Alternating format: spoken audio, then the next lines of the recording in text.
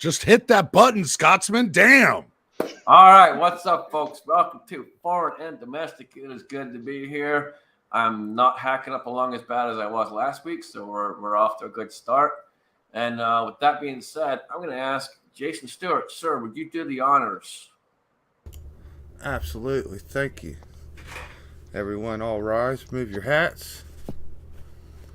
I pledge allegiance to the flag of the United States of America and to the republic for which it stands, one nation, under God, indivisible, with liberty and justice for all.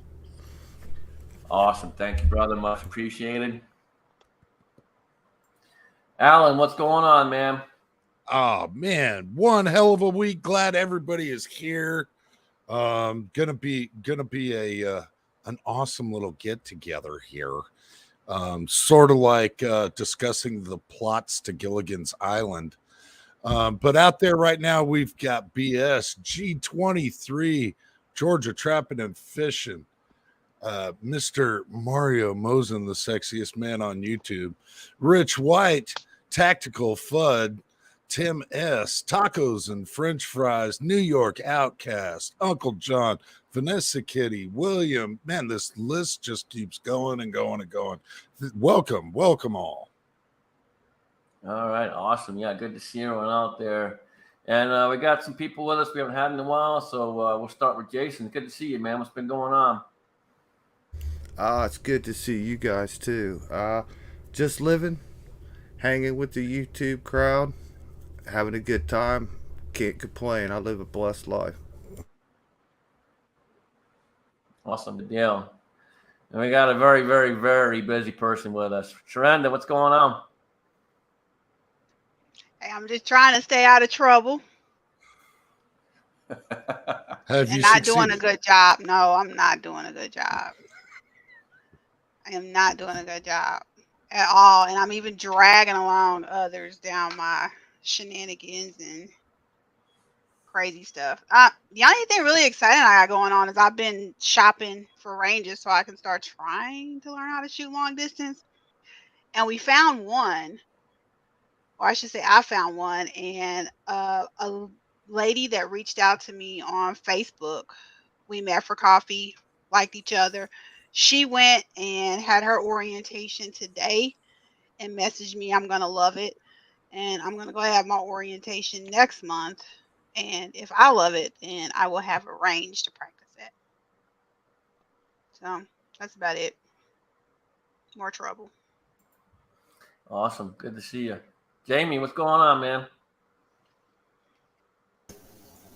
I'm looking forward to spending some time with you guys and trying to figure out Johnson next door up there in the corner. We're working on the Willie Bulletman fundraiser. Got everything about ready to go. I just got to figure out some technical stuff.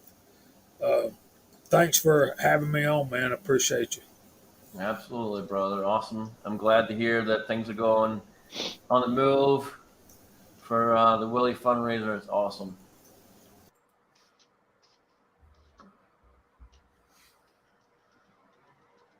So, Hot Pot, you were shooting today, those past weekend. How'd that go for you, brother? Oh, fantastic. Thanks for having me on, Scotsman. I appreciate being on this illustrious panel. This is just an honor. It is every time.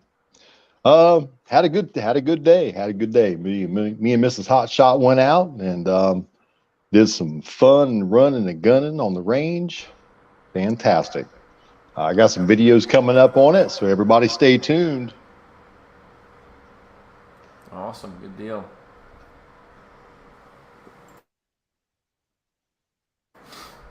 So, Jason, you're considering switching up your carry. Yep. I'm going to try a few things. I'm going to try inside the waist. Try it out, At least give it a worthy shot, I won't give up on the first day of it. But, I'm going to try it. So what are some of the reasons that you were thinking about doing that?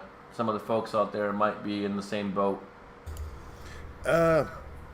Really maybe stupid, but it comes down to like my wardrobe. like I said, I lost weight, and now my pants fit really loose. And before I thought about inside the carry, but I'd have to buy the next the next size larger pants, you know. So now I just figured, well, that might take up the gap perfect, and it might be a little more comfortable with me. Uh, Plus, I haven't been carrying that long, and I don't like actually carry every single day. And I don't know if it's a stage. I don't know if you learned better, but on the outside of the waist, I just bang my gun off of every living single thing there is in this world. Doorways, walls, stuff. I just bang it constantly on things. So I figured maybe I'll try inside the waist. Okay. So what are you currently carrying, and what are you thinking about switching up to? Well, I carry 92X Centurion. It's just a smaller Beretta. It's a shorter barrel. It's like a commander size 1911. It's a heavy gun, but I carry that. I'm going to try that inside, but I also might start carrying a little Beretta 380. It's very small, very concealable. It's very, very good shooting gun. I'd forgot about even having that gun for a while. MCK sent me a factory case for it, and I really enjoyed that, and it kind of rekindled a lost love between me and that gun. So I want to get a holster ordered for it, and I'm just glad that I've gotten back into that little pistol. It's a good shooting little gun, and everybody that I've let shoot it liked it also. So I'm glad MCK got me fired up about that pistol.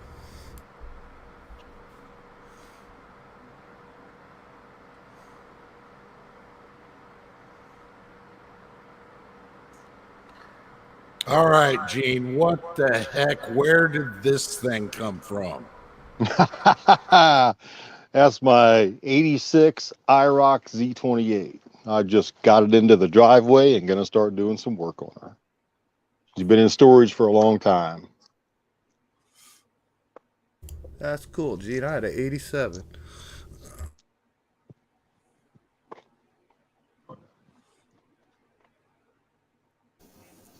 Chico had a Monte Carlo Super Sport, a 86. And then he did a short. I don't know if it got burned up or what, but he wasn't happy. Yeah, look, yeah, they had, so I guess his storage unit, well, the storage unit right next to him got struck by lightning. And Ow. it looked like 4 or 5 of them went up in flames. Ow. And he didn't quite say what the condition of the car was, so, but again, like Jamie said, he wasn't too happy, so I haven't got a hold of him yet, but yeah, it's not good. Oh, I didn't know that was Chico's car. As soon as you guys said that, my stomach kind of went hollow. I just hate to hear that. Yeah, that was I his love car those Monte that Carlo he was saving to work on and give to Carter when he grows up. Oh, it's just terrible. That car's, you just can't replace that. Right. This was in kind of rough shape, you know. It runs, but it needs a tune up and some suspension work and brakes and just age. But I'm gonna work on it mechanically, and the rest of it I'm leaving alone. I'm not touching the interior, the paint, nothing. You know, I'm gonna show every scar this car has had from day one.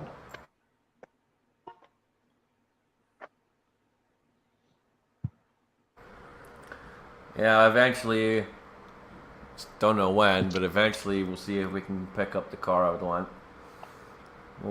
We'll figure it out at some point, but it's not going to be cheap, I'll tell you that. Yeah, I actually have been starting the research on a new vehicle for myself, and I, for some oddball reason, I keep coming back to a Jeep Cherokee, and so I don't know.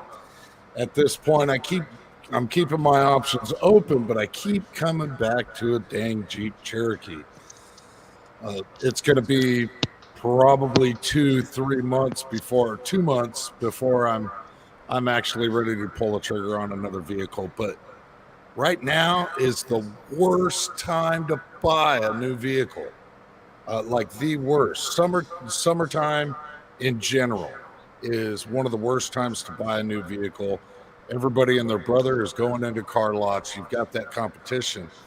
But with supply chain the way that it is, it's even worse. I'm even hearing horror stories about how auto dealers are tacking on an extra $2 to $5 grand just for market share on availability. So I was having a conversation with Finance 101 about that this past week. Apparently, the chip problem is getting even worse and worse, and because of the chip problem, a lot of dealerships are racking the price up between $2 and $5 grand. Yeah, that's evident when you walk on the lot and you start looking around. It's ridiculous. I mean, I'm really glad I purchased my car before all this really hit.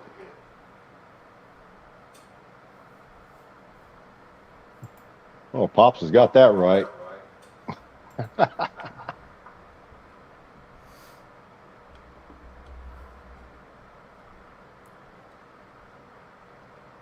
Yeah, the used market right now is through the roof. I mean, that's one advantage is I can trade in my vehicle and it's going to be worth an extra $1,500 more than what it was last year. The used market is absolutely skyrocketing. They're getting top dollar for vehicles, and they're actually paying top dollar for trade-ins. Because so many dealerships are having trouble getting newer vehicles or new vehicles that they're trying to keep themselves afloat with used vehicles.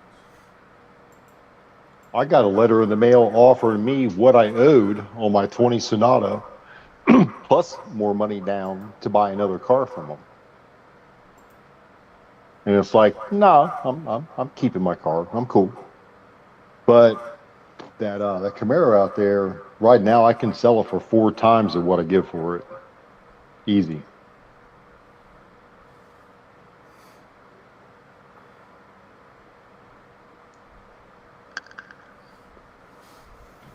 You know, I never liked that body style, but it being an IROC, those trim packages mean a lot in collector cars. Yeah, I'd say when I grew up, that was the car. You'd see a Camaro on 2 on every street in this town, and I just always wanted one. I remember seeing one as a young kid, right by my house one day. I saw a red one with the black and gray little stripes on the bottom. I was like, man, I'm gonna have one of them one day. And well, I went out and I bought the blue one with the black and gray stripe on the bottom with the T-tops in '87, and I just thought I was king of the world. I loved that car. Unfortunately, and I was raised a Chevrolet guy, okay, and that car gave me so much mechanical fits and just fell apart on me so bad, and that was 25, 30 years ago, and I hardly have bought a Chevrolet since because that car just done me so wrong. But man, they are cool. Man, they drive nice. They handle nice. But I had that tune port fuel injection motor, and once I started having electronic problems on that engine, it was just almost unfixable. Yeah, that's got the tune port motor in it. Being an IROC. Yeah, my problem is something happened and the voltage regulator broke and it shot me up. It buried the amp gauge at like 18 volts and it melted off the battery ground wire coming off the alternator frame back to the battery. and it just zapped the entire electrical system in that car.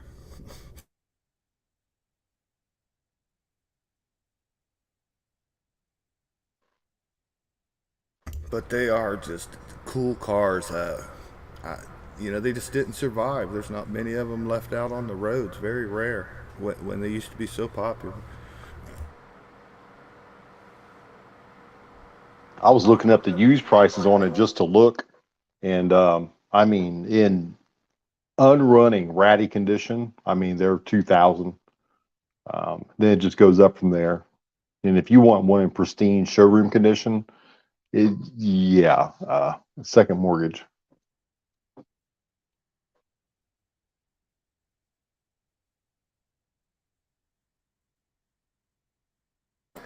Yeah, I've heard nothing but bad things about new Jeeps.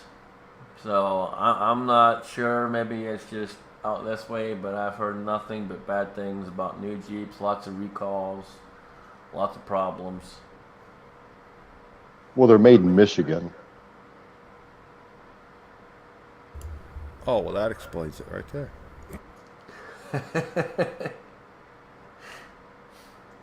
Careful, Don will probably listen to this part.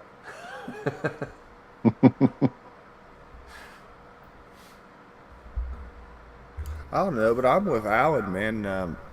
I've looked seriously at the Jeep Grand Cherokees.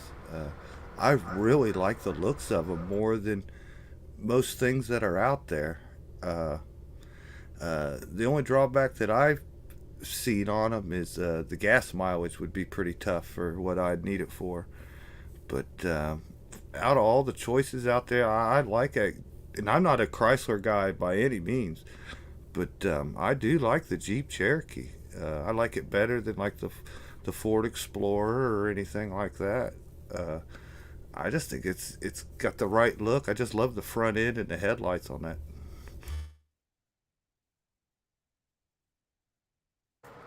Yeah, I'm a Toyota guy. I like my Toyotas. I like the older Jeeps, but not newer ones.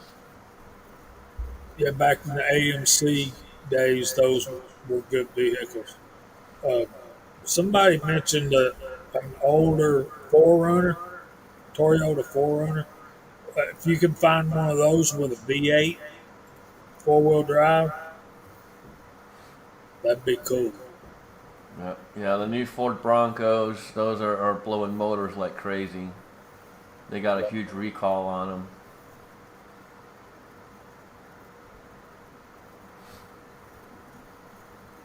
Our problem up here, is you can find a good vehicle, you can find it cheap, even something with high mileage that'll still run good for years, but they just start rusting away so fast up here.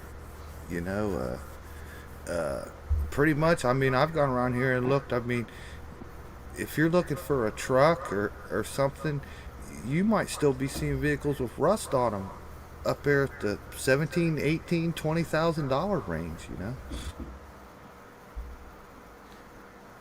Oh yeah, absolutely. Pickup trucks in my area are absolutely stupid expensive.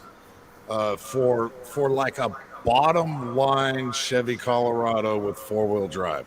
That's the only extra option. 4-wheel drive is like pushing 45 grand.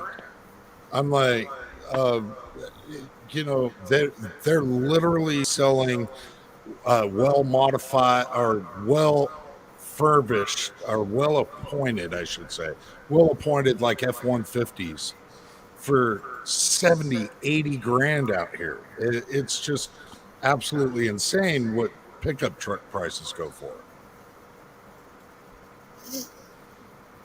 Yeah, trucks are through the roof right now, big time. I'm glad I got mine when I did, but mine was still up there. Then you had to go and ruin it by putting on that intake and exhaust. If you're going to fuck up a perfectly good Toyota.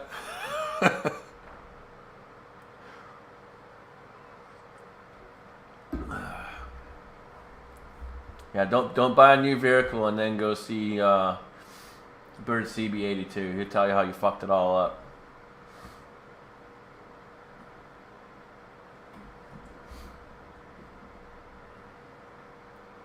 Yeah, Scott 79, new Ford Ranger at 54 grand.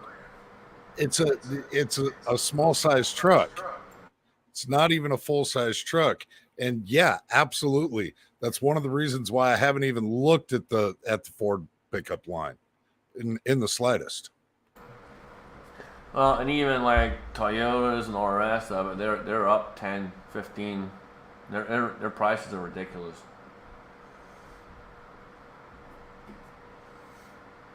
Oh.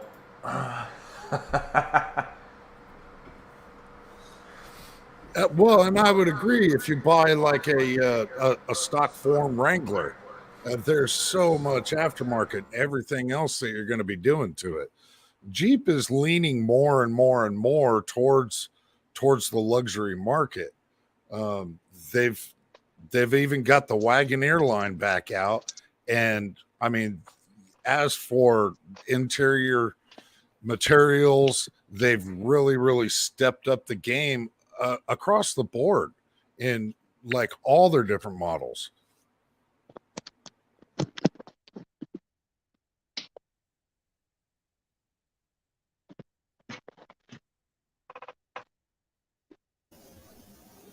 So has anybody on the panel picked up any fresh 10 millimeters lately, or? Hold on a minute. Y'all got on here, started talking about cars, and I was watching the Mecum auction yesterday, and I fell in love with something there's no way I can ever afford. They Dodge has the Challenger SRT, and it's like a 500 horsepower engine with 6-speed transmission, and it's called the Jailbreak Edition. And it's like y'all were saying, it's kind of upscaled a little bit. They're going through that auction, and all they've done is pretty much change tires and wheels on them. They bid them up to $110,000, and the owners are refusing to sell them for that. So the reserve never came off at $110,000. And the guys that were commentating on the auction were saying, you can buy them at the dealerships right now for 90 grand. He didn't understand. Well, if you can find them at the dealership, they're about $90,000 to $95,000. But these are performance sports cars. These are muscle cars, modern day muscle cars. And when Hot Pot was talking about the IROC, I remember those when those came out, and I thought, well, finally they're gonna make one of those small body style Camaros that'll actually run. Because back in the day, when those came out, they were putting 6 cylinders in those little cars. You had to upgrade to get even a V8 in them. And when I grew up, most of my friends were running 68 and 69 Camaros with 305s, 307s, 327, 4 speeds, all that kind of stuff. But it was a different world. But when they came out with that International Race of Champions Camaro, I was like, they owned something right here. And they were very popular. And I'm glad Gene's got one, and I hope you keep it for a long time, buddy. This I will do. I'm looking forward to digging into it and then getting mechanically sound.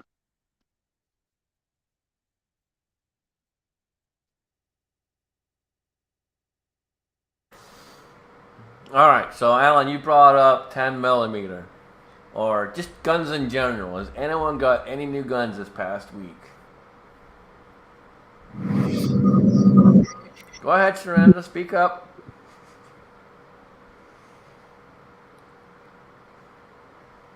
I think you're on mute. Can't hear you.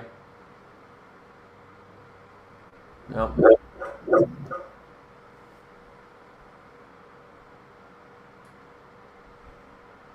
Oh, can't hear you.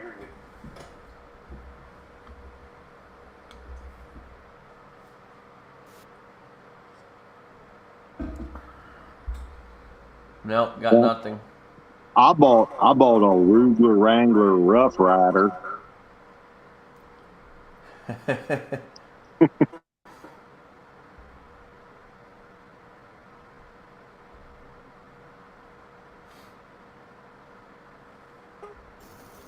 I have some guns in my house that are not running, that are needing repair.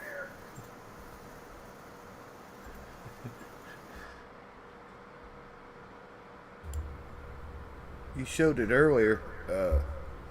How'd that rust clean up on that double barrel coach? Can you hear me now? Now we can hear you.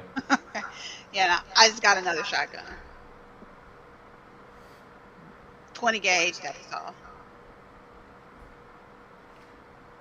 How many shotguns you up to now? You've got quite a few. Let me get back to you on that. I gotta mentally run through the list. Never thought I'd hear myself say that. Ooh.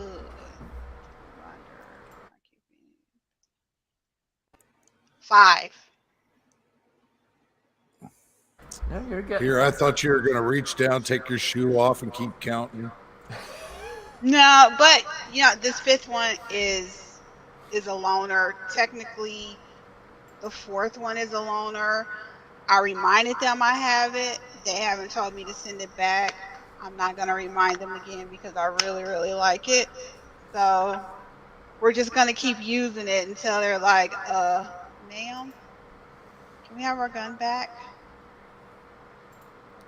Hold on.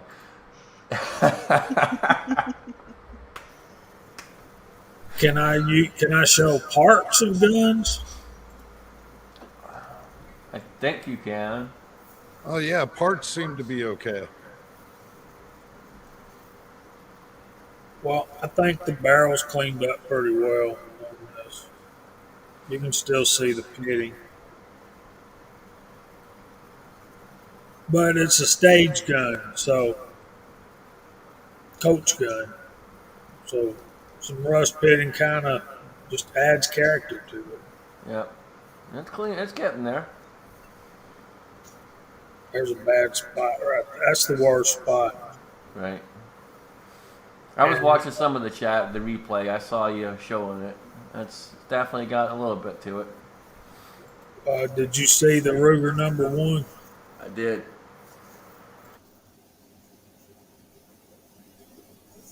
So I think we're going to send that back to Ruger and let them have a go at it. No telling what they'll charge us, but hey, man, a man's got to know his limitations. And that kind of rust on a Ruger number 1 on that nice of a gun, yeah, that's way above my pay grade. What would you do with it, Scotsman? You know, I was kind of watching, like I said, I'm watching the replay and looking at it. That's a tough one. I mean, the barrels are clean.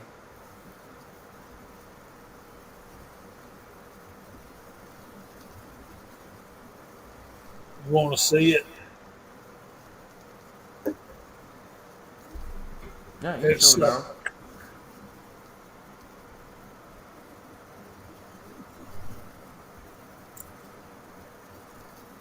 And I've had it soaking, but you can still see the caked up rust. Right. And that's the barrel. And you can also see extending it into the receiver. Yeah. Really, that's rough, just for sure. heartbreaking. See, when that big flake of rust comes off, that's going to leave a gaping hole on that barrel. Yeah. I'd definitely send that one back to Ruger. And not just that, it's got a couple of specks of rust inside the barrel on the bore. And I can get that out. That ain't going to be no big problem. It's going to be, it will affect the accuracy. All right, so that's a great question. Since we got this comment out there, so we'll start with Sharenda. What's your definition of a patriot?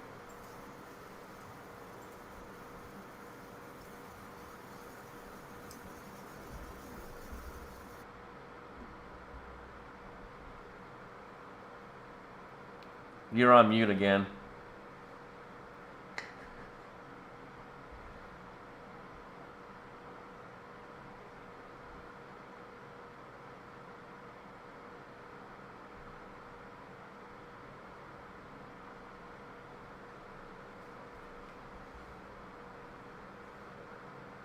Okay, well, while she's trying to figure things out, Hot Pot, what's your definition? I believe that I would have to go with love of country.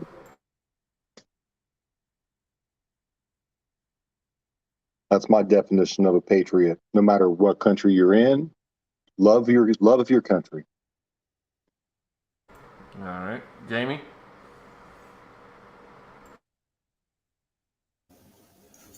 To me, a patriot is a person who not only loves their country, but are willing to stake their livelihood, their fortune, their reputation, and even their life in order to defend it. Nail on the head. Amen, brother. That's exactly what I was going to say, except slightly more eloquently put.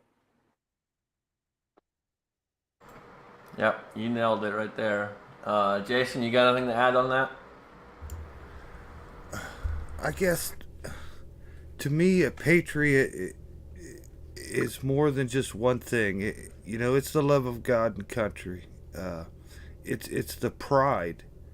It's the real pride that you subconsciously feel inside that can't be changed. It's not just the love for your country. It's willing to, like Jamie said, to stand up for it, to be proud of it, and not to apologize for it. And it's something more than just said or actions. I believe if you're actually speaking with someone and listening to them, you kind of know a patriot from a fake patriot. So just being a patriot is something special in itself. It's not just mentioned; it's felt.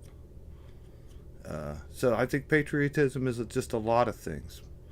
But there's just some things about patriotism, your beliefs, you're not willing to bend them, you're not willing to change them. And see, one of the things that I have with this is the word gets tossed around a lot. And you got a lot of people out there, Tactical Tuesday, want to be this, that, and the other, running their mouth, saying they'll do this, saying they'll do that, when in all reality, when it comes down to it, they ain't got to do shit.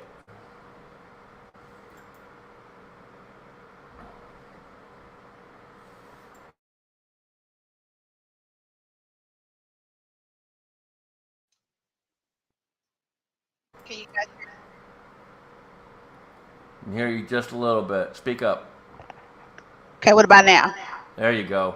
All right, I don't know what's going on with my headset. So, before my phone started tripping, or not my phone, my computer started tripping. Patriot for me is someone that loves and support their country, no matter if they don't always agree with what's going on. Kind of like the sibling you just can't stand. Nobody, I would defend my country in a moment. I may not like everything that's going on, but I love my country, and if I need to be there for my country, I will be. All right.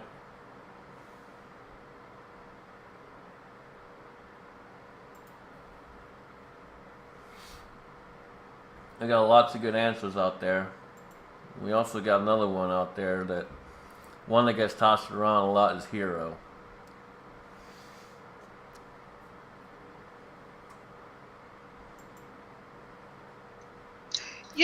The one that bothered me the most was when everything was going on back during the Big C period where everyone was pretty much a hero. And that was not the case. And I do think that word gets thrown around a lot, or some people really do believe they're heroes and they don't deserve Right. that reference or honor. No, and that's exactly what I was saying, Razor. It gets tossed around a lot, and their actions and their words contradict each other. There's a lot of fake ass people out there that throw out the word patriot and all the rest of it a lot. Yeah, there's also a lot of people use that word hero as nothing to do with their heroic actions, but just like a Hollywood movie star to a young kid or something. You know what I mean? Or a sports legend or something. They'll use that term and throw in there as a hero when that's not really appropriate. Right.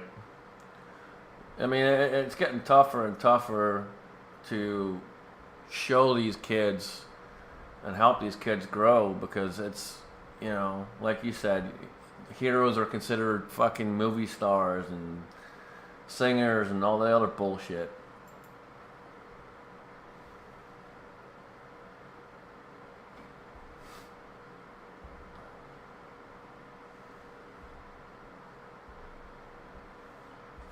I drove a semi during the pun fundemic thing, and I delivered essential goods all over that people needed on a daily basis. And I wasn't the hero. I was doing my job, supplying to people that needed it.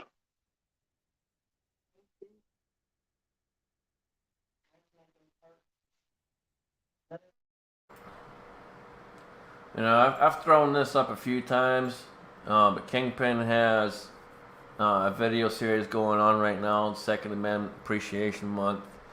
He's also going over and talking about various channels and people that he considers not necessarily heroes of the 2A, but just people that he respects a lot. So go check that out.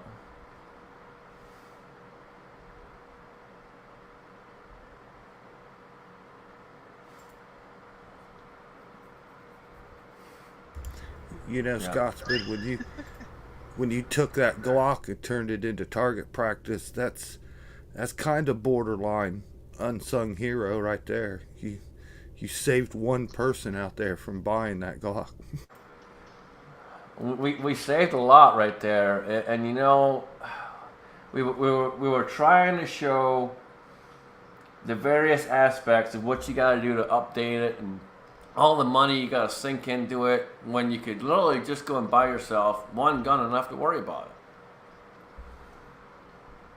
We were trying to save money and help people.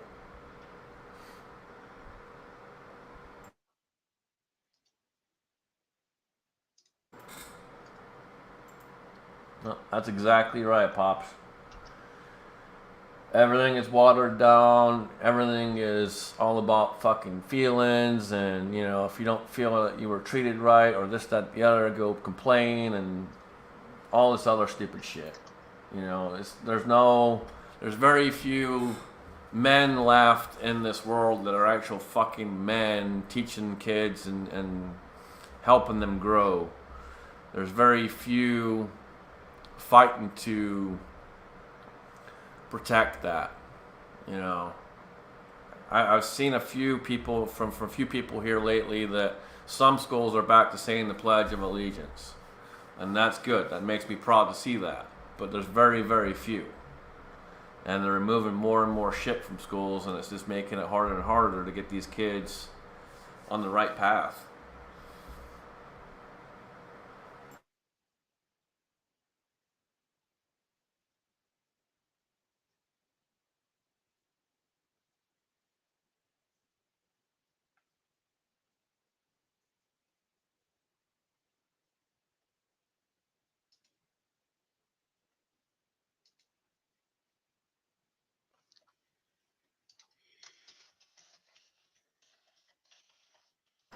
And that's exactly it. They're trying to destroy our way of life. from the inside out. And they'll never stop trying either. So we have to never stop fighting back. That's it. Keep the fight up. And that's it, Balladine. That's exactly it.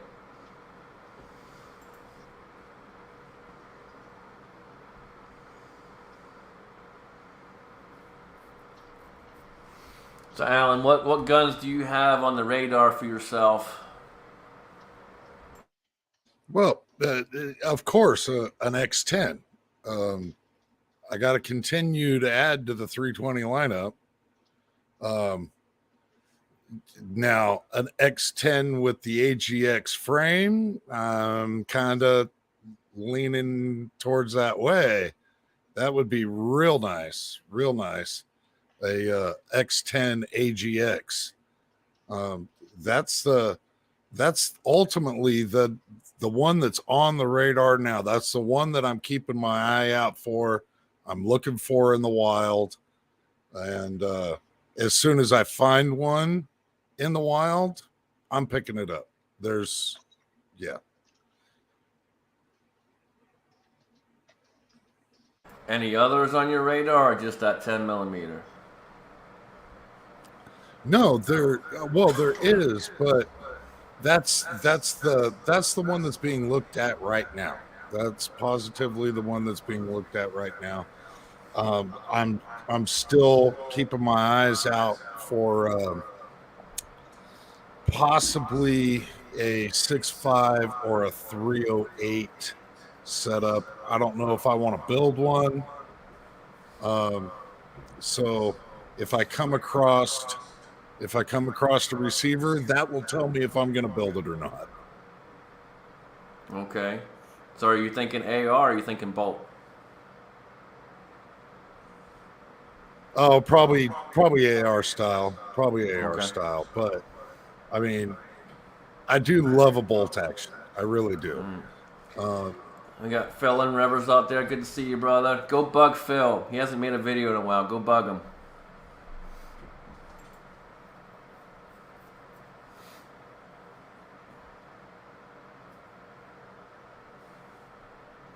And that's a very thing right there, Razor. And you know, a lot of them that come back, and I'm sure including yourself too, don't consider themselves heroes. You know, every time, I'm a big believer in thanking a veteran and thanking those that have served, but you know, a lot of them get upset sometimes when you do that. But then, you know, there are those that appreciate that, but I think it's a good thing to do to thank them for it. You know, yes, they volunteered, yes, they went in and all that, but they still did it. So the least I can do is thank them for it.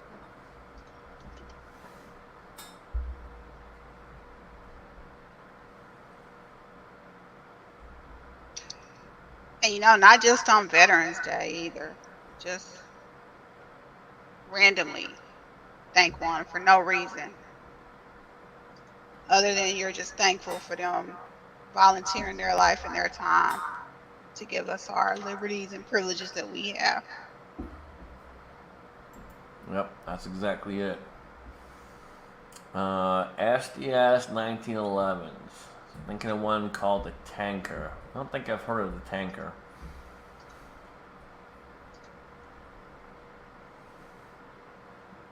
I'll have to look it up, Garage Guy, and see. I believe that's the TSOS, imported by STS. Yeah. And TSS 1911s are good. I haven't had any problems with them. I've seen a bunch of them over the years, but I haven't heard of that Tanker. I'll have to look it up and see. But in general, the cheaper 1911s, there's nothing wrong with them. Yeah, it's a commander size 1911. Okay. Yeah, that's kind of what I was thinking. It's a chunky buddy.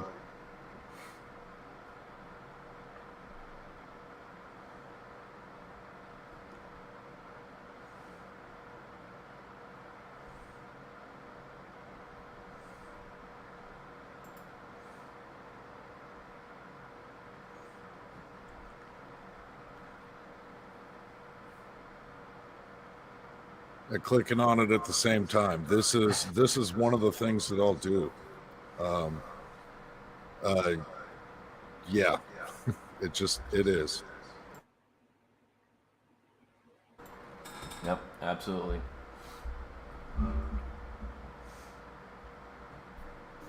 All right.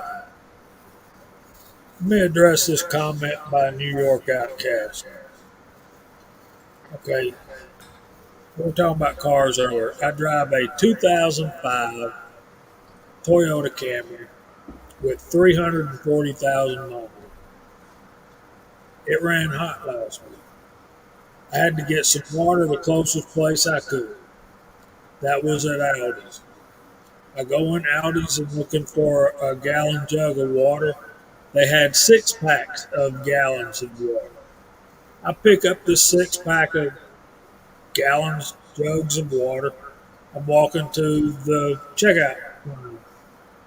All right, I get up here and there's a little old lady who probably was approaching 80, if not over that. And her daughter, who was taking care of her, took her mom to the store, right? You get the picture? Alan. Thank you. Okay, so I'm standing here holding 48 pounds of water, right? This little lady keeps looking at me, and to the point that it starts to feel awkward. You know what I'm saying? And finally, I look at her and I said, "Hey, how you doing?" She, she said, "Hey, how are you?" I said, "I'm okay." She kept staring. Finally, she says, "You'd be a good-looking guy if you'd shave that damn beard."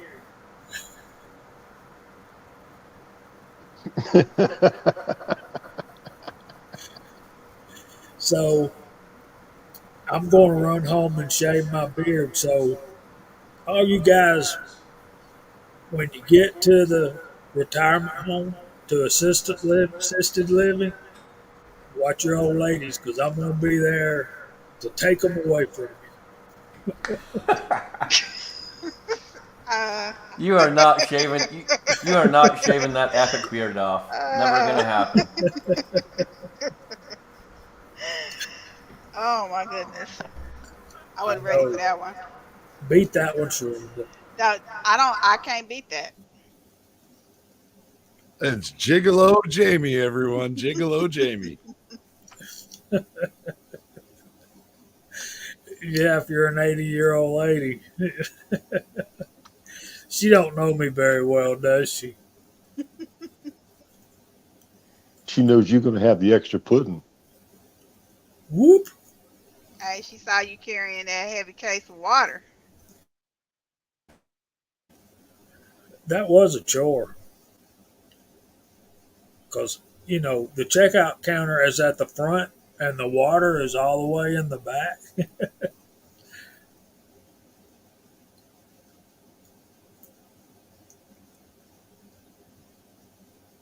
So is the car okay now? Oh, yeah. I still got to do some more. I'm gonna have to put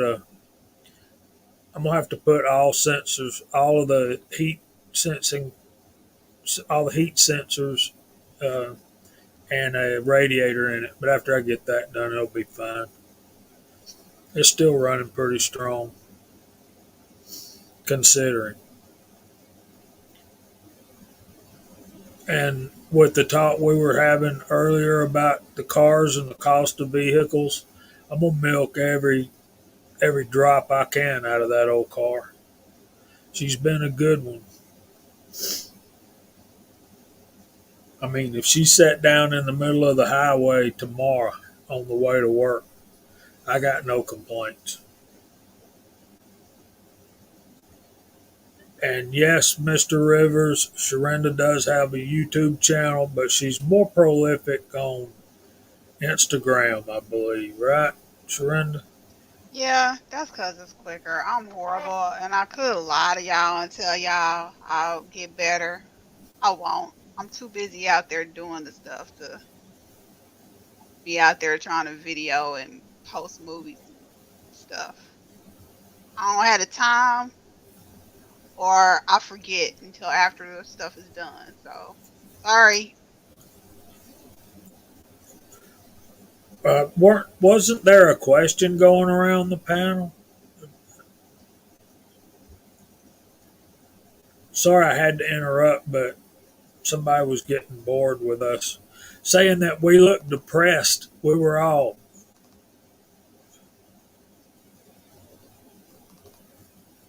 I have a legit excuse on why I look depressed. My grandma fed me, y'all. I literally came from my grandma's kitchen before I got on the panel. I got a bad case of the itis, and she fed me butter cake too. So it's just Tim S., come on, buddy. That's the best I can do, man. It really happened, okay? It really happened. I'm a little depressed because if I started right now, it would take me till I was 80 to grow a beard like Jamie's.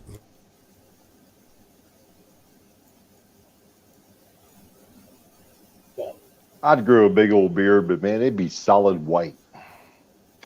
I look like Santa Claus when I got a beard. It's crazy. I'm Nothing 55. I'm 55 and all my facial hair is white. Nothing wrong with that, man. I've turned 60 next month. Daniel, I got your text, but it still hasn't downloaded. I'm having some technical difficulties with the phone as far as downloading at the house. For whatever reason, even though I'm up bouncing off the Wi-Fi, I still cannot get pictures to download right now. I could only grow a beard like Joe Dirt, man. It just comes in all white, trashy, and just can't grow a beard. It's amazing how fast Alan can grow a beard. It really is. It really is. That stuff's thick too, man. I mean, if you shot Alan's beard, it'd leave a hole.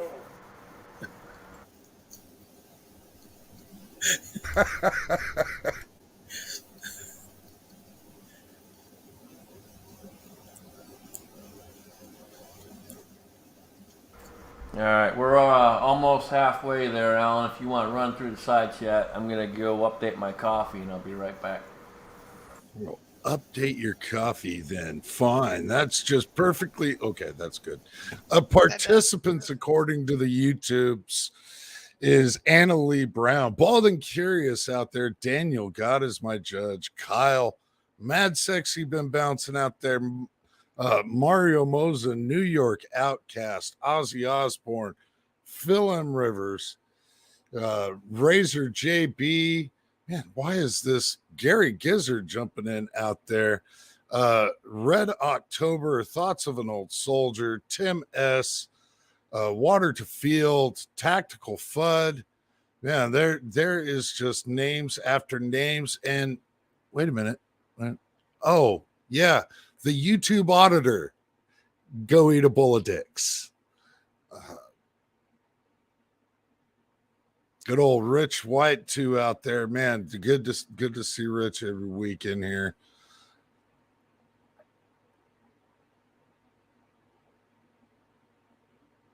What is the funniest things you have found stuck in your beards? Well, eggshells.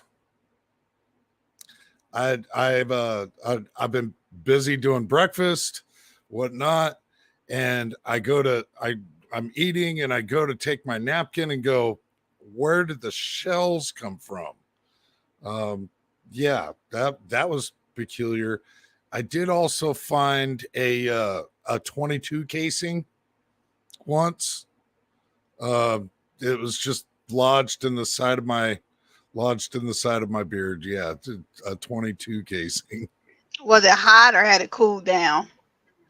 It had cooled down by that point. I'm kind of amazed that it didn't really burn anything or cut. It's not like I'm standing there going, what's that smell? Oh my goodness. Somebody got their mind then went south and in the gutter.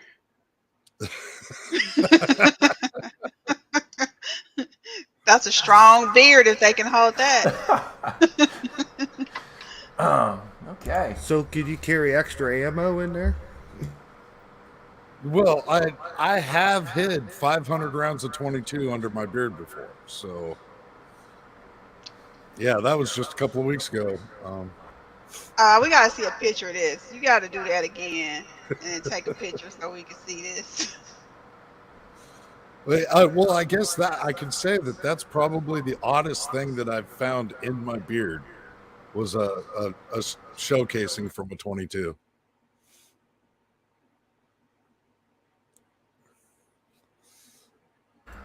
When I'm at the indoor range, I've had that happen where it bounces off the wall and lands in the beard.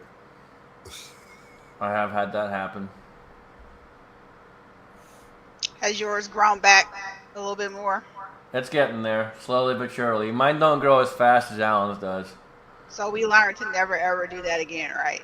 It's never happening again. Yeah, yeah.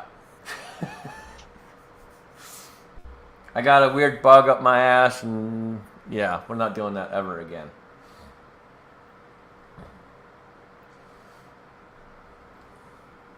I didn't like how dry and everything it was getting and all the rest of it, and I thought that if I took it back down a little bit and tried some different things, that it would hydrate a little bit better and all the rest of it, which it is, but I think I probably could have got away with leaving it where it was.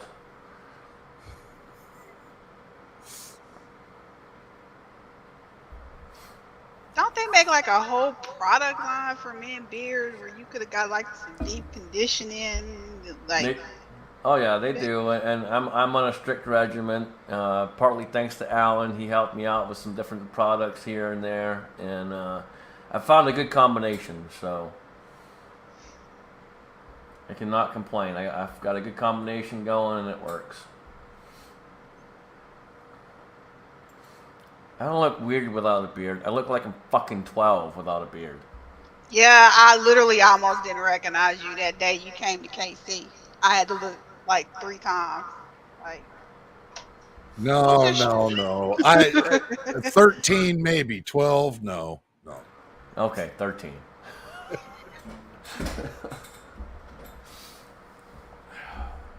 Jamie, what is the oddest thing that you have found in your beard?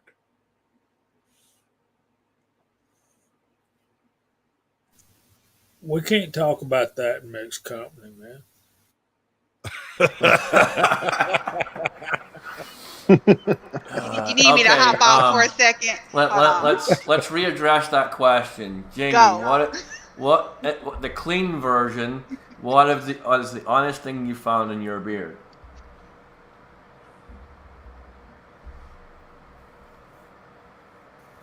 I never thought about this, but I would have to say parts of shot shell wads.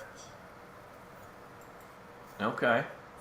Jamie, you got that cute little grin, baby. You mean to tell me you have not fallen asleep once and woke up with braids and beads and barrettes in your beard?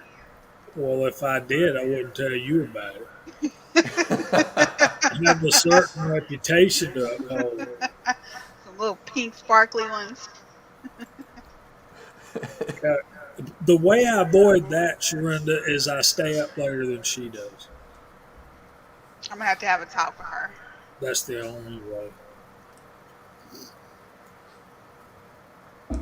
So if you fall asleep on the couch, it's fair game then.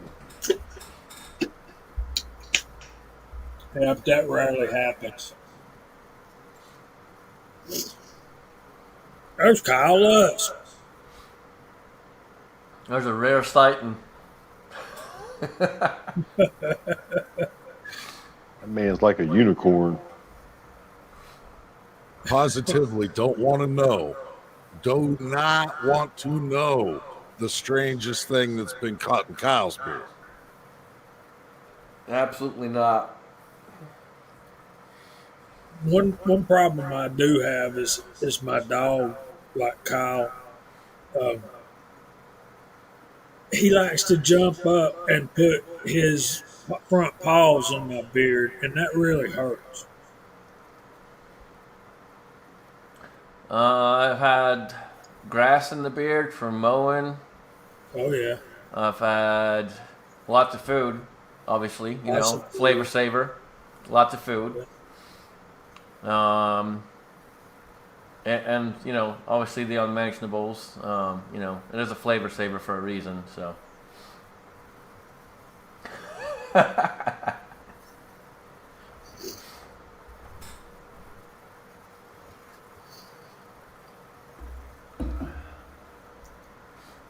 I'm really wanting to say something right now, but Do it. Do it. nope, nope, nope. Yeah, Phil talking about how he's had metal chips in his beard. And yeah, there was one day I go over to the girlfriend's house after doing a little bit of metal work, and she's like, you, do you have some kind of glitter in your beard?" No. The fuck are you talking about? No, I that's had to when go you look in yell. the mirror God, to see what she was talking about, and it was metal shavings that were just scattered all over in my beard. But So that's your story, and you're sticking to it. All right. So last weekend, obviously, was July 4th, Independence Day, and we had a lot of great Let Freedom Ring videos out there. Out of the videos that you guys saw, what were some of your favorites? For me, the guy that started it all probably is one of the most favorites I have was Pops. He had a lot of good old memories of Midas, the legend, Welby, and that was pretty freaking awesome to see, and that made me smile right there to see that. You know, Midas has missed a lot. He is an absolute fucking legend. So it was pretty awesome to see that. But what were some of your guys' favorites? I like Pops, but then I also I like Bold and Curious's. Believe it or not, I actually did. yeah, of course I got to give props to Pops, but New York Outcast, that was great. I loved it. Absolutely loved it. Did you The see Jugs. that he wasn't paying attention and they shot the steel and went right through the steel because they shot the wrong type of steel with the rifles? It was a little too thin. Yep. Yeah, Rops was a good one. The whole family had a good time that day. You know what I mean? I enjoyed just seeing that. A lot of people don't like shooting videos. You know what I mean? And I get it, but like videos when it's like that and you're having fun with your friends or your family, it's kind of like when you go fishing and your buddy catches a big fish. You're happy for him. You know what I mean? Doesn't really matter if you catch anything, long as everybody else is catching. So sometimes it's videos like that, man, I just enjoy seeing. Oh yeah, absolutely. And you know, it was good seeing a lot of different ones out there. I did come across a couple new channels for myself. I don't know if you guys came across any new ones out there. A lot of people added 2022 and some other stuff into the titles, and so I had a lot of hard time trying to find a lot of videos, but I did find some. Yeah, I had that same problem too. Like, I did watch some that were a few years old. You know? My video was a train wreck. I kept having camera problems, angle problems. So I just threw together what I had. Yeah, Daniels was funny. I don't know if you'll ever learn that skill, Mark. It's I mean, Daniel's been at that for what, good 5 or 6 years now, Daniel, working on getting that perfected. Yeah, that figure 8 shot, that was impressive. Yeah, it was a good video, but you also got to bear in mind that he's an admitted cheat. He's of the opinion that if you're not cheating, you don't want to win bad enough. So, you know. But if you cheat to win, what did you really win? But I got to say this. I liked Daniel's video, and I thought Alan's, Gene's, and Scotsman's were all top notch as well. I like that continuous shooting thing going on.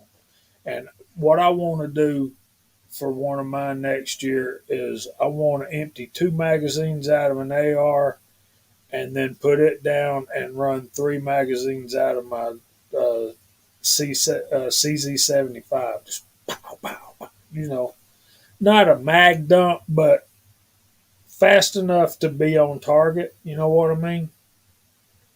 And hopefully with some steel. Absolutely, man. There's nothing like shooting steel. Yeah. I don't know. I went through, that was take number 3. So the first couple of takes I had issues with magazines, and then I switched up to a different mag and didn't have any problems. But yeah, that was take 3. I know Kyle made a comment about that was a $40 video. No, Kyle, it's probably a lot more than $40, buddy, because that was take number 3. So yeah. Yeah, I put my blooper out there where I went to do some shooting and it about knocked me over. So the freedom was strong that day.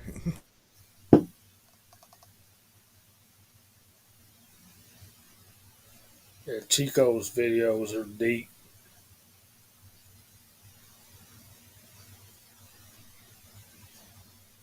But yeah, I thought Gene's was good too. A lot of shooting in that.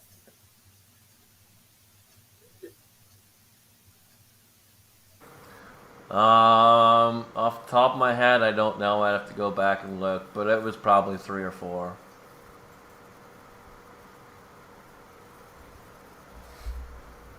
But out of, let's see,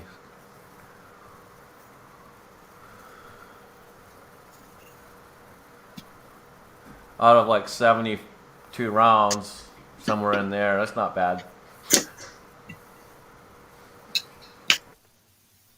Yeah, hell, this year my video was the least expensive, least productive factor, not even thought out at all.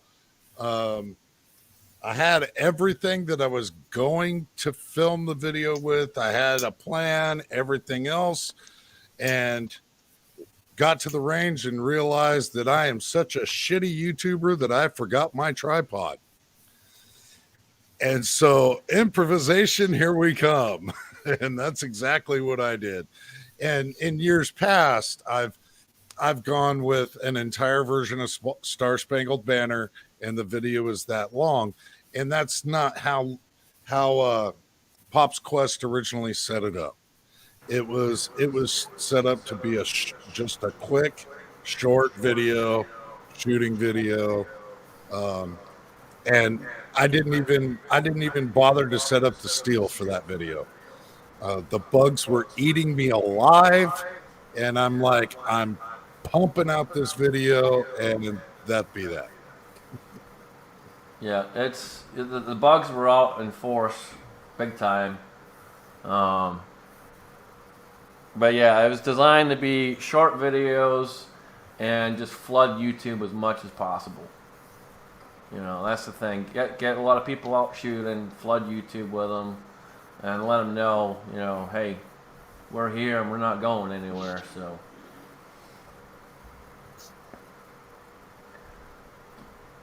but yeah, it's always a lot of fun, and it's good to be on my home range this time. So, I was able to get the steel out there and get it set up. So that was good. I still got to get the pistol target set up properly so I can get that out there and do some other videos, but I gotta have someone help me with that because it's heavy as fuck, and I'm not lifting it by myself. I did that once and already hurt myself, so I'm not doing that again. I'm getting too old for this shit, so gotta be careful. I'm not as young as I once was.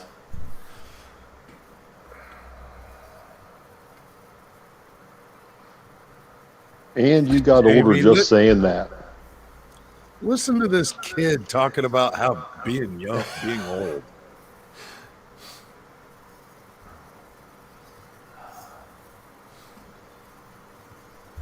Yeah, Scotsman, you're not old yet, man. You're worried about hurting yourself lifting something heavy. When you get old, you'll just hurt for no reason at all. Dude, I hurt getting out of bed. Trust me, I'm there, brother. I feel it every day.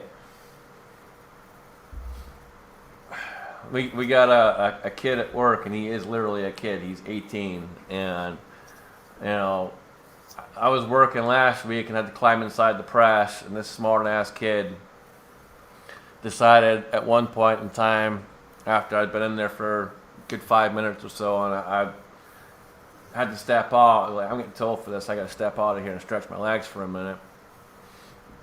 About 5 minutes or so after that, he decided to be a smart-ass and go, I'm getting too old for this shit. I looked him straight in the face and told him I will castrate him right there. If he doesn't shut the fuck up, if he ever says that again, I will castrate you myself. Ow.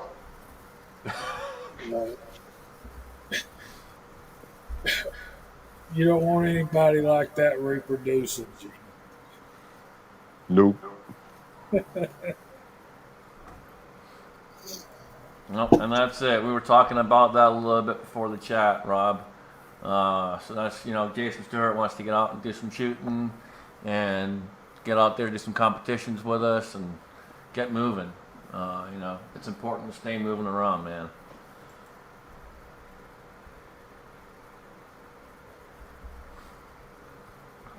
If I can do it, anybody can do it. Because I'm an old fart.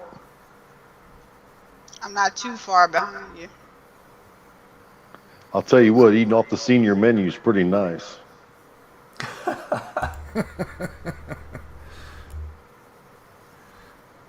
I'm not quite there yet. Well, just, you know, as high as gas prices are, just consider it, you know, that compensates for the fuel going back and forth to the restaurant. Oh, that's where you go with the dollar menu. And still get 10% off. I've not seen a dollar menu since 2019. That's true. Yeah. I don't know. I don't go to fast food places that much, so. I live with a cook, so nothing tastes good unless it's cooked at home.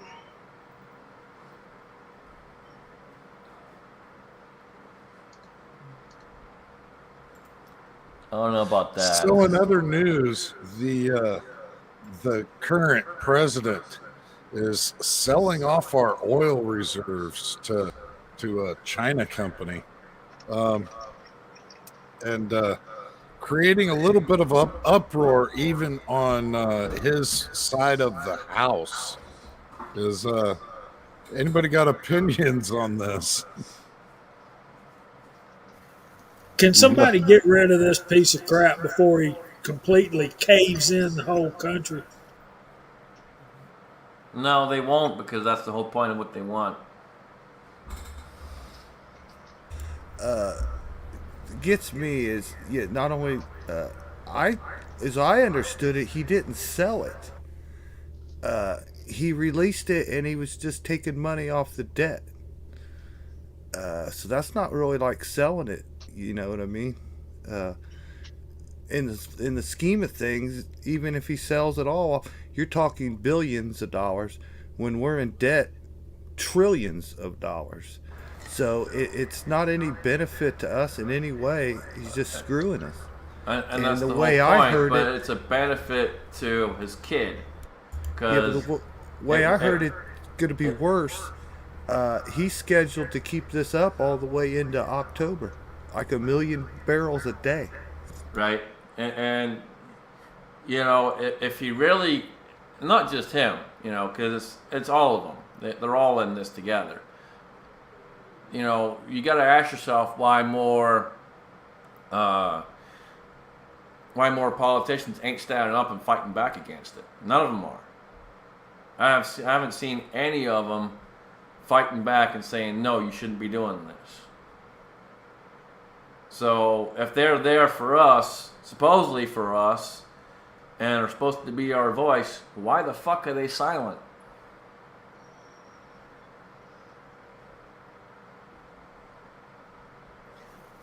You know, Probably it's because funny. I was we- talking with Rob this past week, and he mentioned something to me about when he was on vacation, how he saw one of the places he went had a huge parking lot, absolutely huge, well over 1,000 spots, and they had 4 charging stations for your electric vehicles. That's it, 4.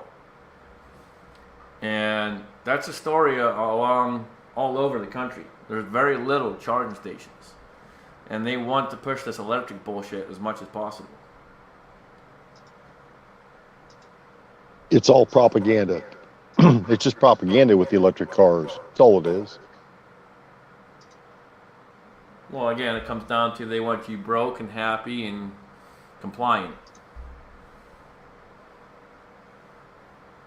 Well, and a lot more of the car manufacturers are coming out with electric models. Yeah, okay, that's fucking great. But again, where are you gonna charge the thing at? Not only are they coming out with electric models, they're actually coming out with separate electric models that can plug into your house. So, okay, yeah, that's even better, because then you're going to have to be, you can charge it while you're at home. But yeah, it's absolutely absurd. What we're seeing currently with electric vehicles is them taking Teslas and totaling the car because of a $25 connector that goes from battery to battery. That thing goes bad, they will total the car because it costs entirely too much to pull the car apart and replace that piece and put it all back together. So we're nowhere near where we need to be for an electrical market to be trying to stifle fossil fuels. We're nowhere near that yet. But as for a bunch of our private oil reserves, this is our shit hits the fan. We're keeping this oil so that we can defend ourselves. This motherfucker's just making us weaker and weaker and weaker.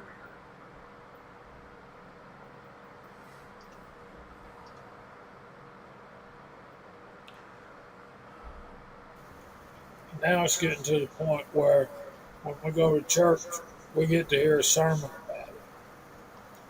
When politics is infiltrating the church, it's getting really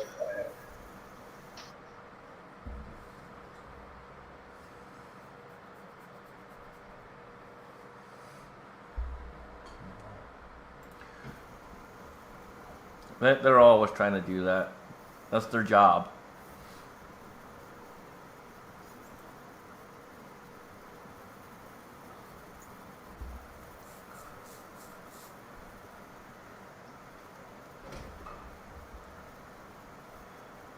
You're right, Ozzy. They can't. Yeah, I'm not gonna like totally bash an electric vehicle. The government's pushed it onto the automakers. The automakers have pledged so much percentage of their vehicles in so many years will be electric. So the car companies have invested billions of dollars that they don't want to lose. So they need to push in electric cars also. It's fine if you make it a choice. You know what I mean? If I want to buy electric, I buy electric. If I want to have a regular one, I have a regular one. We don't need to kill off the regular cars. You know what I mean? If they want to build electric ones, you want to buy one, that's fine. But like, don't punish the entire country and don't, take away our gas cars. That doesn't make any sense. Yeah. No, and it is all by design. And it's not just here, it's everywhere.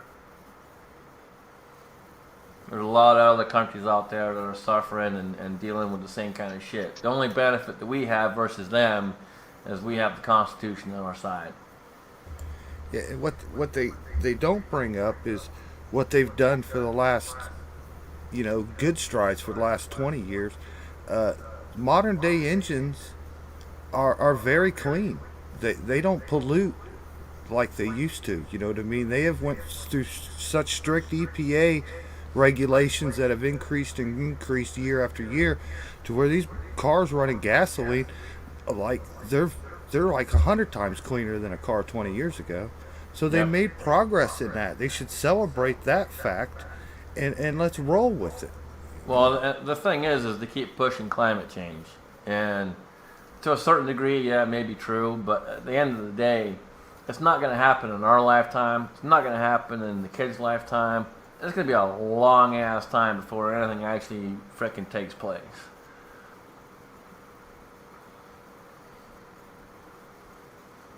I really don't understand like the concept, why they don't push the concept of the hybrid. A little bit of electric car, a little bit of a gas car. You know what I mean? I don't understand why they don't push that. That just seems more logical and more user friendly to me. The fact of the matter is, when you go all electric, you got what, 350, 400 mile range. That's it. So if you go on a road trip, you drive 400 miles, stop, plug your car in, wait for it to charge up. That ain't happening. So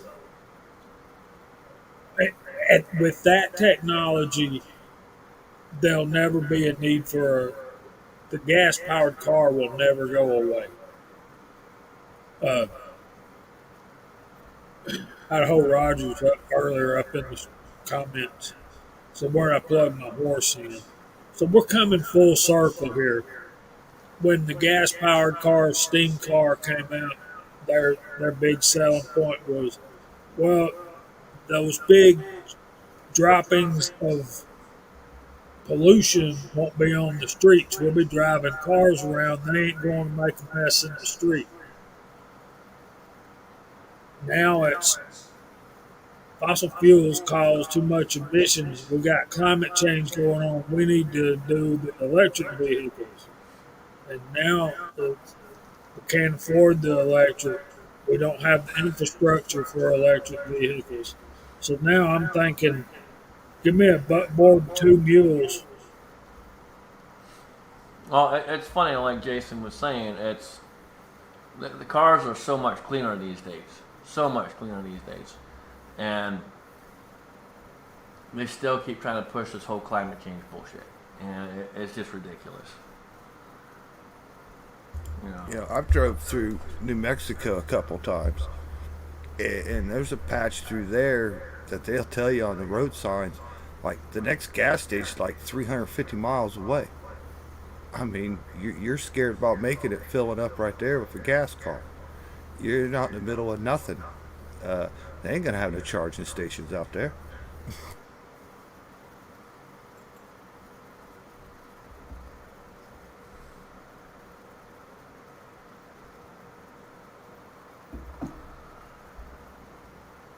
Yeah, we're just nowhere near where the technology needs to be yet. The car companies are coming out with new innovations every day. They're really kind of starting to push the limits.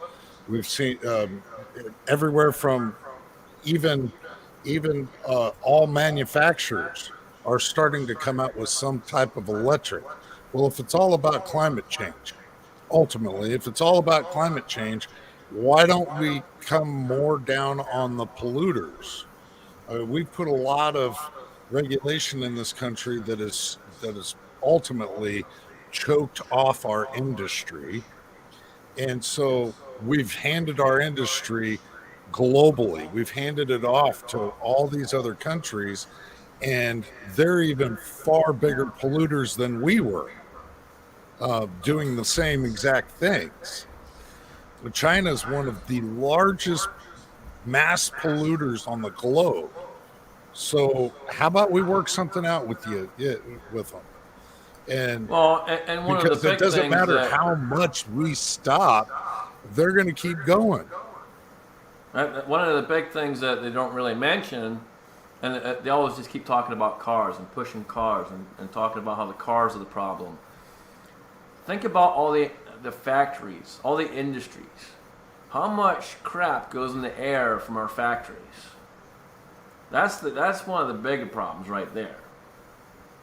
And if you look but at the U.S. like you were the saying, U.S. is actually very, very low on that list because of all the regulations and everything that we've put into place.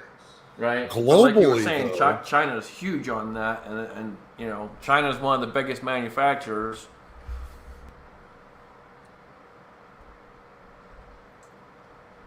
You know, India is bad about it too. Any large scale country that has a mass of people packed into a small area, the whole world's mass polluting.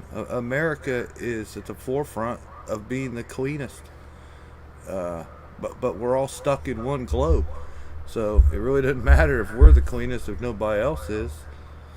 Yeah, I mean, they should stop crying about us and start cracking down on the rest of the world.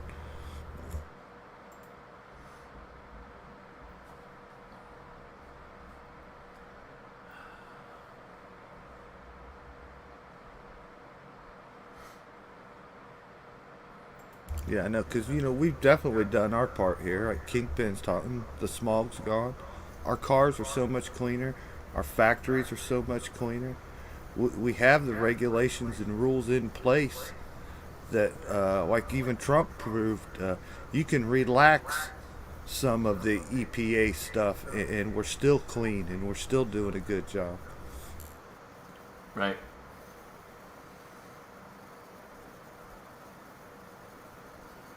See, that's what I'm talking about, Idaho.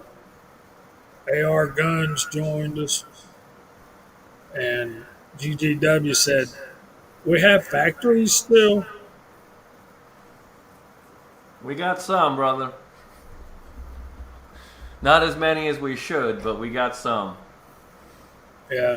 And as far as what Jason was saying about cleaner cars and all that kind of stuff, let me tell you something.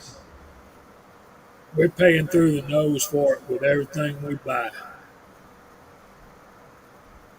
And everything we buy now is so much more expensive because of how high gas prices are. If you think gas prices don't affect the bottom line, that's just bad economy. You can't separate it. So I did some casting today. Y'all want to talk about something a little more positive? I was gonna say, let's switch it up a little. Uh, Stop being so fucking Oh, depressing. yes. Please. so earlier, I think y'all were talking about what kind of guns we were kind of hoping to obtain or looking out for. I think I'm saving up for a 44 Magnum lever action, and I acquired a Ruger Blackhawk in 44 Special, and I kind of want another single action 44 revolver, maybe 44 Magnum, and then a lever gun to match. But I wanted Scotsman to see these. This is the Lyman 429421. Do you know who designed that bullet? Of course, I have the mole too. Mine's a single cavity, so it takes more work. Yeah, I think mine's a 2, I believe. Well, I have a turned out single cavity with the hollow point, and I have a 2 cavity, I believe. Yeah, I need this bullet in a hollow point. Then, just a minute.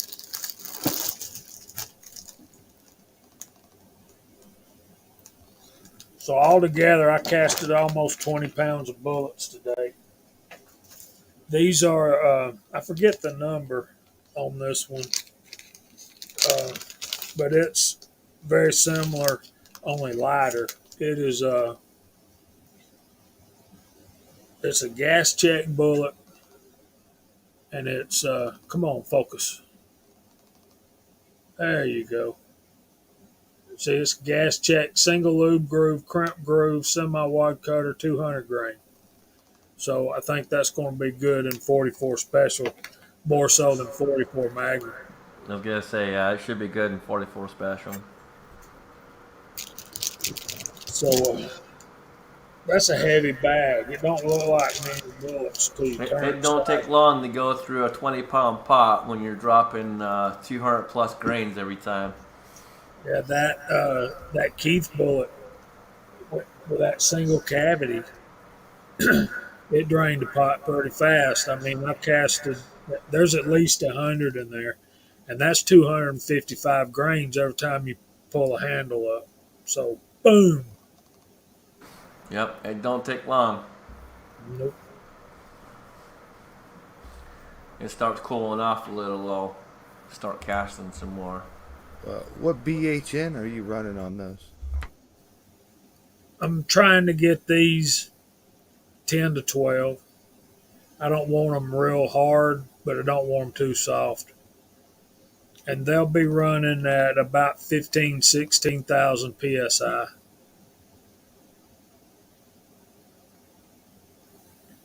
Does that make sense? Yep.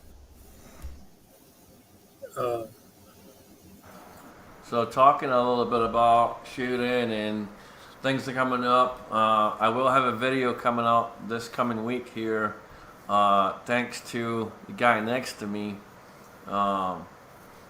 He happened to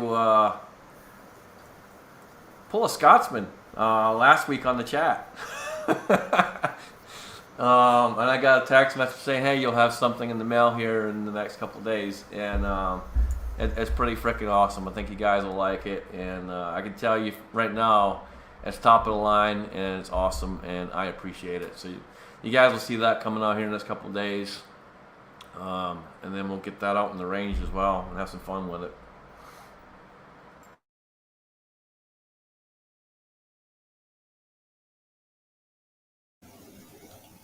All right, who on the panel likes lever guns and revolvers? Nope, she's the only one. Oh. Yeah. I don't mind them. I only own a handful of each. I don't like them. I love them. Big I guns. don't own any, but I'm becoming a strong believer that I need to have one of each of whatever's out there. You need one of each caliber. I do not disagree with that. You need a revolver and a matching lever gun in 357, 44, and 45 Colt. Yep, I agree. I still got one more to add Concur. to the mix. I have nothing in 45 Colt yet, but I do have one single action revolver in 44. But 357, I'm squared away. Yeah, I got two more I want to get right at this point. We'll see. It'll be a little bit, but I have a couple I'm looking at. You guys will just have to wait to find out what they are when I pick them up. I'm on the wait list at 2 different FFLs for a 45 long Colt lever action because I've already got the revolver. After that, I'm going for the 44 series. Not sure if the special or the Magnum. Depends on what I find and what I like as far as the firearms themselves. Other than that, I'm trying to move a couple items to purchase a Masterpiece Arms 2011 race gun. Ooh. Yeah.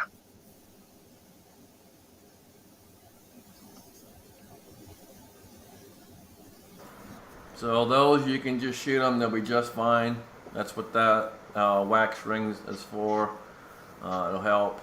You shouldn't have any problems.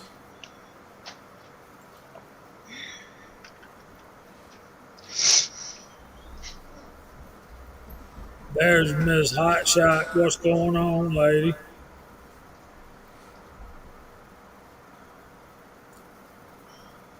Yeah, that wax ring you call it, DWD. That's actually bullet lube.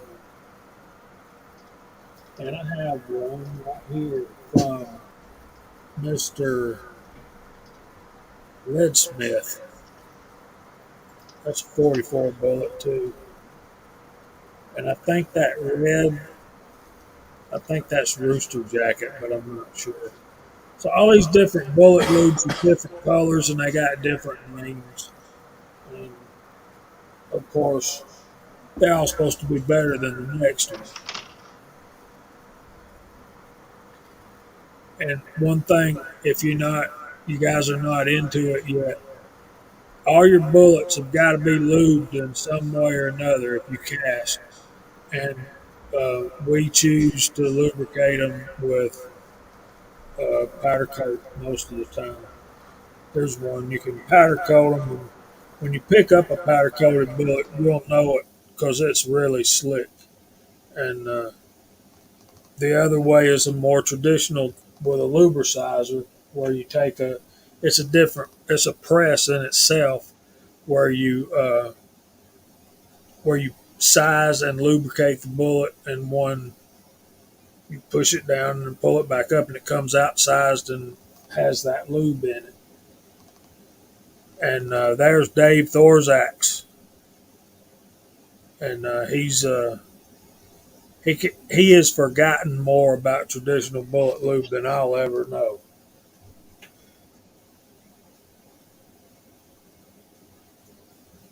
Powder coat's quick and easy and cheap.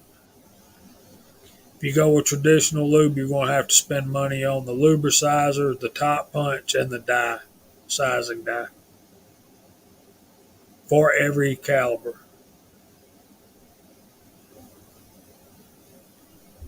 Also, powder coating is just so pretty, though. It is.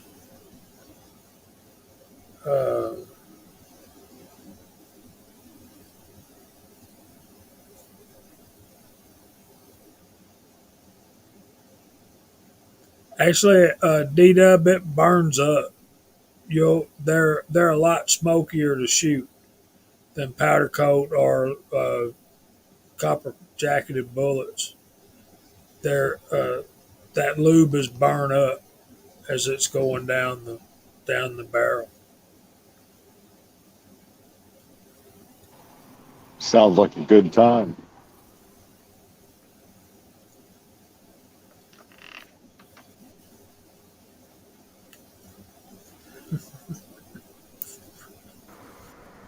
Yep.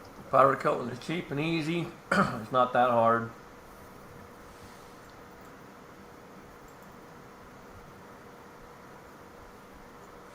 Yeah, those lube and size little presses, those aren't cheap either. And they were out of stock for a long time. That's a really kind of a huge expense, man, because you're looking up just for one caliber, one size, the lube, the matic, and the punch and the heaters. That's about $300. Right. And it ain't just that, Jason. You got to buy a top punch for every bullet style, and for every caliber, you got to have that sizing die in there. So it goes on and on, just like everything else. And Dave says his bullet lube don't smoke. He uses Rooster Jacket, I know. And it's not about the smoking. It's about the main thing to realize is it don't build up in the barrel. It's burned up, whether it smokes or not. It's being consumed. Go ahead, Scotsman. I'm sorry. We might have to kick someone off the panel. Off I the know. side chat. No. I meant off the side chat. Oh, I was gonna say I'm the weakest link. I can go. Read the comment. We might have to kick someone off there for that comment. They said a nasty word.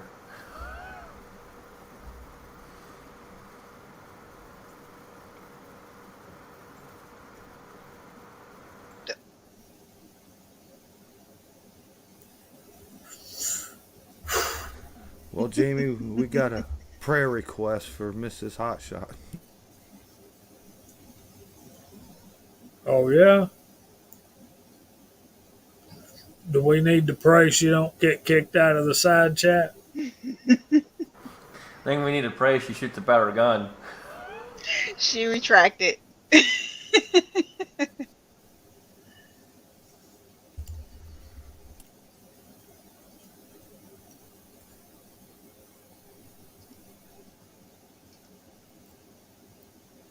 What do we think about these SIG 365s? Y'all got more experience with this newer stuff than I do. I'm old school. I don't know about these new guns. I mean, So I carry a 365 XL. And I mean that there should tell you what I think. I carry one. That's the long and that's the short of it. Now I carry a 365 XL. I've actually shot the 365 regular. It just works. It just works out better for me to have the XL. I run a Romeo Zero on it with a metal hood. I don't have a problem with it, but I did originally, simply because for some reason when I bought the optic they didn't include the screws, so I had to contact SIG. They sent me out screws. No big deal. Or was that the Pro? That might have been the Pro. Nevertheless, I had a problem with one of SIG's optics, because actually it was on the 365 where I had the Romeo Zero and I cracked the glass within the first 200 rounds of shooting it. I sent it in. They sent me another one back. That simple. So SIG's customer service has been great. As for the pistol itself, I dig it. I absolutely dig it. There's,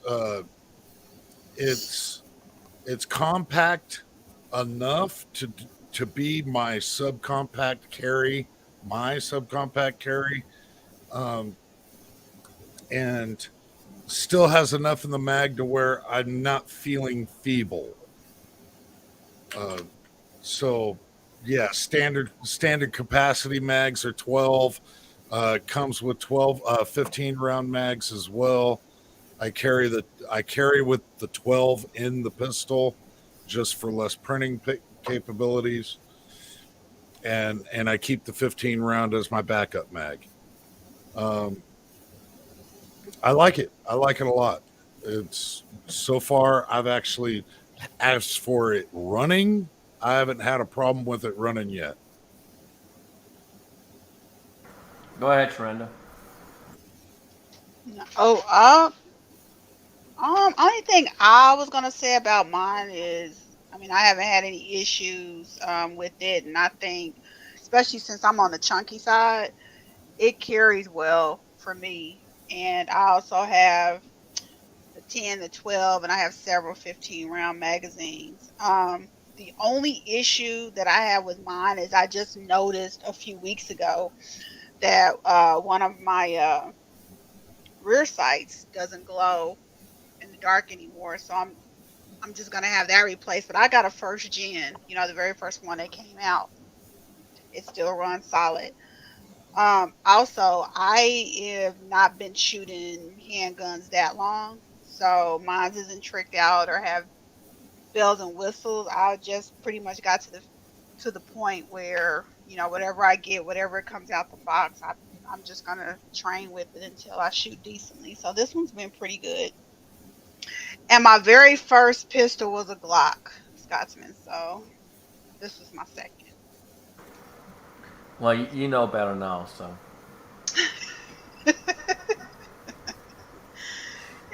There's Yeah, moments we all where had to start somewhere, and that yeah, the starting from the bottom helps. I it I didn't know any better at the time.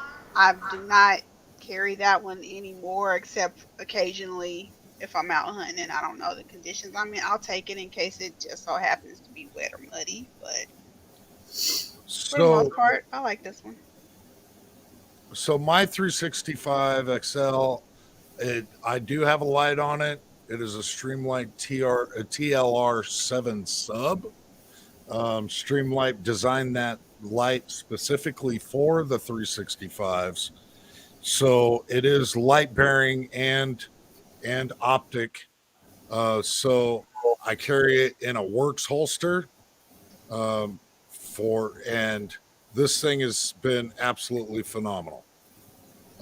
It is adjustable for cant. It is adjustable for tension, and these Works holsters have been has been really good for this particular firearm.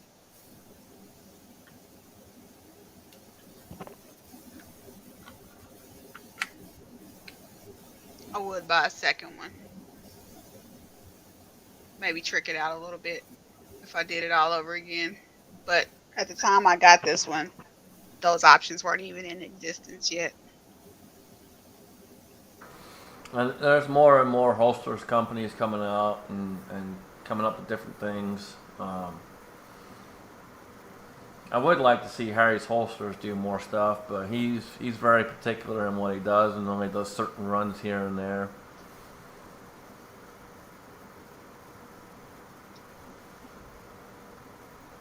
But Harry makes some good stuff. As good as his holsters are, that's it's kind of sad to see that the limited availability he does have. It is. I mean, he does really good work. He takes his time. He puts the effort in. Um, it's just again, it's very sad to see it's limited and limited runs a lot of time as well.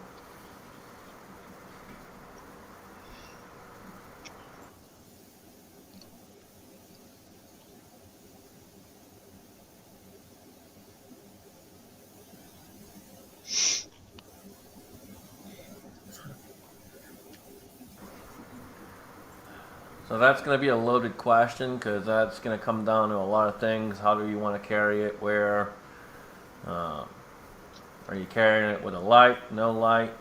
What are you doing? You know, there's a lot of different factors in there, but I can recommend a few.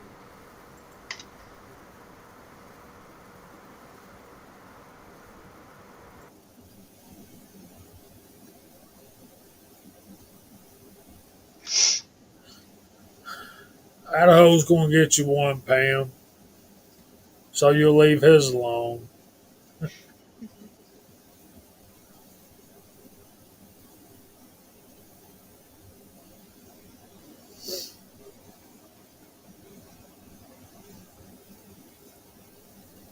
I carry the P365XL. Love it.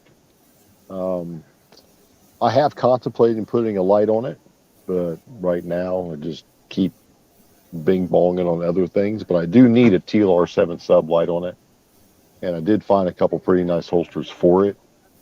Uh, just a matter of getting around to ordering it. But I do love my XL a lot. Shoots great. Did y'all see that they make it in 380 now? And they make it in 9mm too.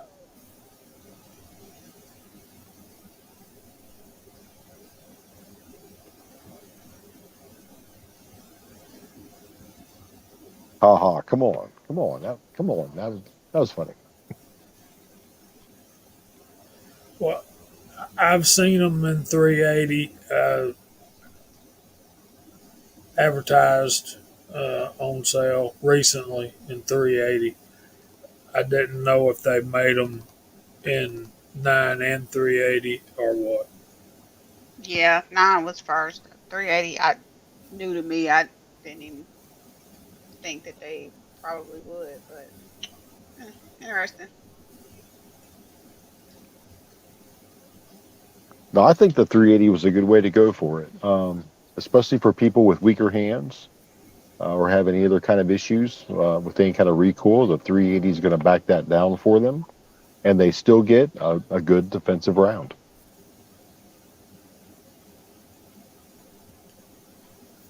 And we've seen more and more 380 coming back into the market. It was, of course, we saw 9mm come back first, but we've begun seeing, at least in my area, more and more 380 coming back in the market. And I've been seeing more and more ammo coming out here lately, and the prices are dropping a little bit. Not fantastic, but a lot better than it was. So if you are someone who buys ammo and doesn't reload, then prices are starting to come down a little bit. I saw 9mm on sale as cheap as I've seen it for a while, and it was $17.99 for 50 rounds. And I'm thinking, I got an email from one company. It was like $16.99. So it's starting to get there. I'm like, that's still like twice as high as it needs to be. Yep. And 380 ammo? Get out of town, people. Really?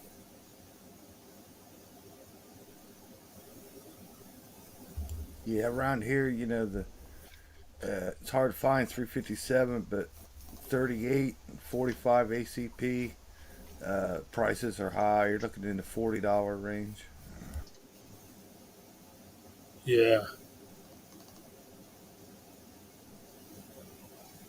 And That's my right. store- my store's got 30 at $65 a box. What are they loaded with? Barnes solid copper bullets? Just regular stuff, man. Actually, he's got some ammo. I think he bought used from somebody because he had a couple flavors of like Winchester X that you could just see the boxes were old on the corners. But he does have new stuff in there. Nothing fancy. Nothing fancy at all, man. It's like $65 a box.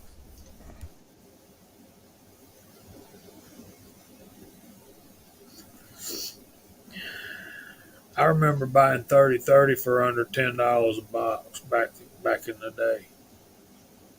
And Yeah, the cheapest I've bought 30 was right at $10 a box. And I talked to you back then when I did that. And I hadn't got my 30 yet. I just knew I wanted one. And I bought the ammo beforehand. well, at that particular point, that was such a good deal because the standard rate was $18.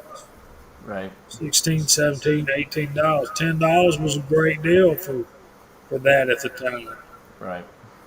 Now, look at it. Yep. It's getting ridiculous. All right, we're starting to get there, almost that time, so we're gonna start going through the room. We'll start with Sharanda. What you got coming up? Any videos coming out? I'm gonna finally go break in my suppressor this week. Other than that, nothing that I know of. I never know. Well, I'm that's always a pretty ready big. to go. That's a pretty big deal right there. It is, especially since I bitched and whined about having to wait over a year, and then here I've had it for a few months. And I just, Well, hopefully you make a video. That'd be cool. you know what? I'm going to try to remember to do that because I'm horrible at making videos. Well, it was good to see you. Appreciate you coming on. Thanks for inviting me. I got home, checked my email, and I was like, ooh, privilege. Always good to see you. Hot Pot, what you got going on, brother? Oh, well, thanks for having me on, Scotsman. I appreciate it. Nice panel, great side chat. This week, tomorrow, I should be releasing a couple videos on the USPSA match I did today. I got a comparison video coming up and some update on the 3,000 sub giveaway, which is going to be phenomenal. Awesome. Good deal. Good deal. Jamie. Congrats, Hot Pot. I'm closing in on 800. So, anyway, we're getting ready to kick off the With a Bullet Man fundraiser for his family. The prizes are phenomenal. You guys really need to come over and watch us on Friday nights on the Georgia Shooting Connection at 8 o'clock. We're giving away 2 AR-15s, a lot of other gifts, some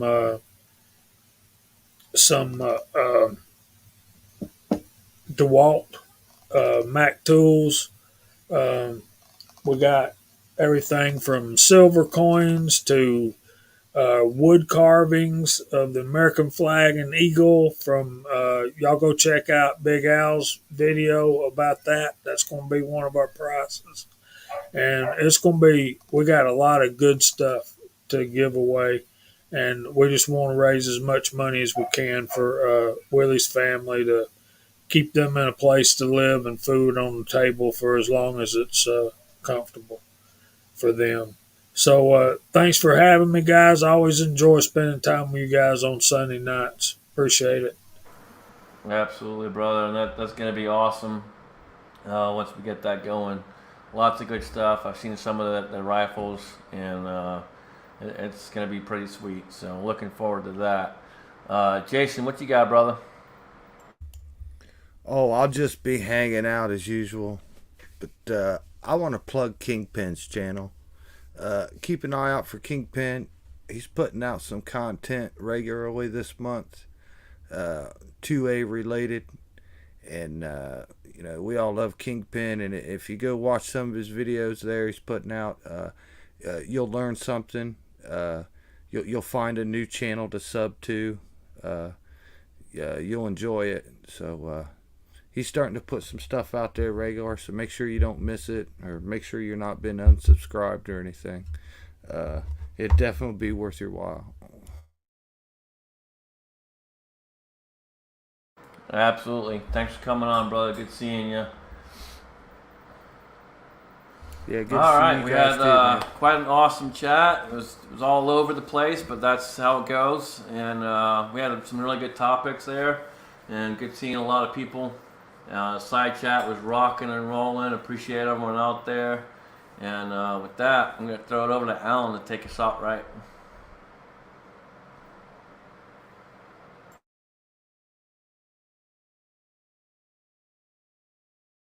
All right. Thank you, everybody, for showing up. Greatly appreciated.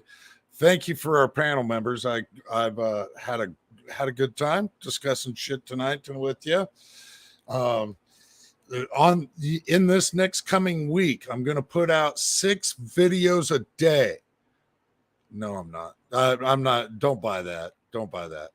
I probably won't put out a single video. With that said, keep your magazines loaded and one in the chamber. Woo!